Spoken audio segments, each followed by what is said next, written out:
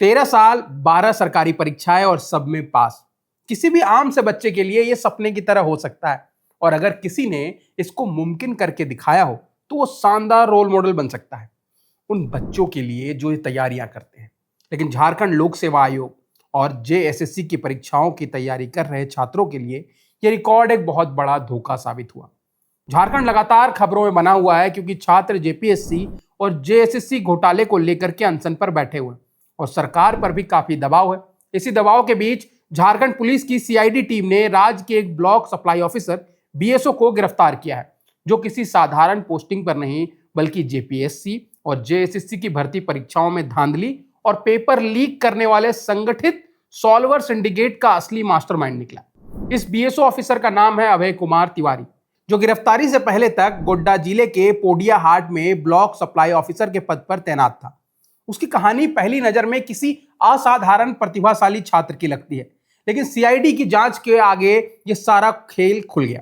इस शानदार रिकॉर्ड के पीछे सरकारी भर्ती परीक्षाओं में कथित धांधली, परीक्षा एजेंसियों से संपर्क और पैसा लेकर उम्मीदवारों का चयन कराने वाले सिंडिकेट की कहानी सामने आई है। सीआईडी ने अभय को गिरफ्तार कर जेल भेज दिया है और अब उससे यह पता लगाने की कोशिश की जा रही है कि उसके नेटवर्क में परीक्षा कराने वाली एजेंसियों, आयोग के अधिकारी, कर्मचारी और बिचौलियों में कौन कौन शामिल था।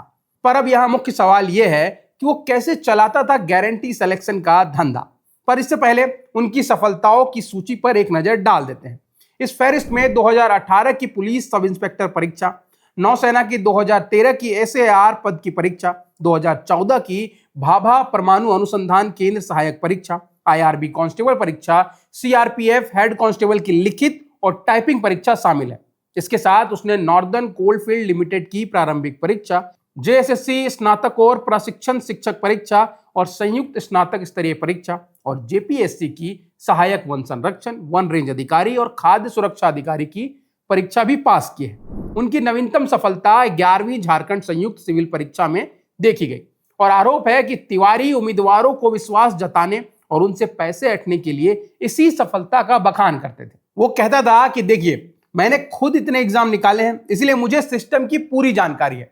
जब छात्र और परिवार उस पर विश्वास करने लगते थे तब कथित तौर पर 25 से 40 लाख रुपए तक की मांग रखी जाती थी। अब बात उसके भूत की करते हैं तो वो सरकारी अधिकारी बनने से पहले लखनऊ की डेटा प्रोसेसिंग कंपनी टीडीपीएल में मार्केटिंग मैनेजर और अधिकृत प्रतिनिधि के रूप में काम कर चुका था।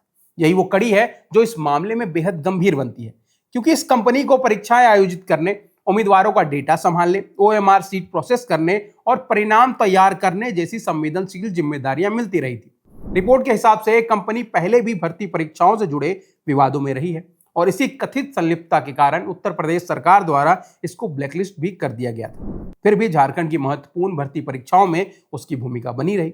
अभय सरकारी अधिकारी बनने के बाद भी कथित तौर पर कंपनी और उससे जुड़े लोगों से संपर्क में रहा और इसी के सहारे वो अपना ये बिजनेस चला रहा था। यानी एक व्यक्ति को परीक्षा व्यवस्था की अंदरूनी तकनीकी, डेटा प्रोसेसिंग और एजेंसी के काम करने के तरीके सबकी जानकारी थी और वहीं बाद में उम्मीदवारों को सरकारी नौकरी दिलाने की गारंटी बेच रहा था। अभय की कथित भूमिका जिन मामलों में सबसे ज्यादा सवालों के घेरे में है उनमें जेएसएससी सीजीएल 2023, जेएसएससी शिक्षा भर्ती और जेपीएससी भर्ती परीक्षा शामिल है।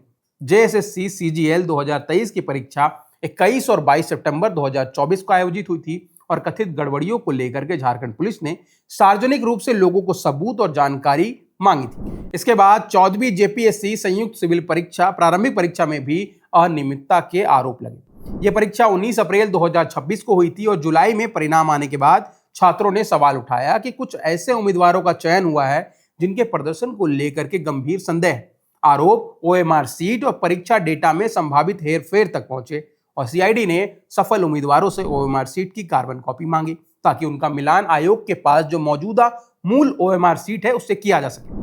लगभग 1000 उम्मीदवारों द्वारा कॉपियां भेजे जाने की बात भी सामने आई है और परीक्षा एजेंसी से जुड़े कर्मचारी और अन्य आरोपियों की गिरफ्तारी भी हुई है। जांच में यह भी देखा जा रहा है कि अभय की पहुंच केवल छात्रों तक ही थी या आयोग और एजेंसी के भीतर बैठे लोग भी उसके नेटवर्क का हिस्सा थे। रिपोर्ट के हिसाब से परीक्षा एजेंसी के निर्देशक और जेपीएससी के एक अधिकारी सहित कई लोग गिरफ्तार हो चुके हैं। इससे साफ है कि मामला किसी एक छात्र की नकल कराने या परीक्षा केंद्र से प्रश्न पत्र बाहर भेजने तक सीमित नहीं है, बल्कि आरोप पूरी भर्ती परीक्षा को प्रभावित करने वाले संगठित नेटवर्क की है। अब आपकी इस विषय पर क्या राय है, कमेंट सेक्शन में हमें जरूर बताइएगा। और अगर आपको वीडियो पसंद आया है तो इसको लाइक करें और ऐसे ही वीडियोस के लिए सब्सक्राइब करें वज्रवट 2 दुनिया को।